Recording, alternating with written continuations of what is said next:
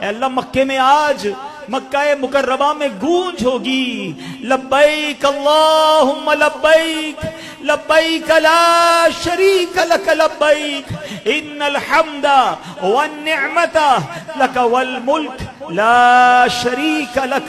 अल्लाह उन हाजियों की लब्बैक का वास्ता, अल्लाह उनकी लब्बैक कबूल फरमा ले और हमें भी तेरे घर पर आकर लब्बैक पढ़ना नसीब फरमा। आइंदा साल हमें भी हज नसीब फरमा, बार बार उम्रे की सआदतें नसीब फरमा और फिर आका के दर की बाअदब बाज़ौक और मकबूल हाज़रियां हमारा मुकद्दर फरमा दे। अल्लाह जो कुर्बानी कर रहे हैं उनकी कुर्बानी कबूल फरमा, हमें इखलास नसीब फरमा।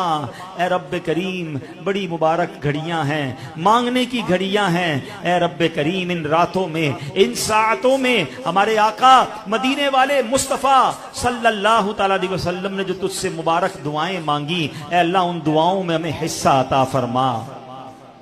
ए रब्बे करीम, जो बीमार हैं उन्हें शिफा अता फरमा, कर्जदारों के कर्जे उतर जाएं, बे औलादों को नेक और सालेह औलाद अता फरमा। मेरे मौला रूठों को मना दे, बिछड़ों को मिला दे।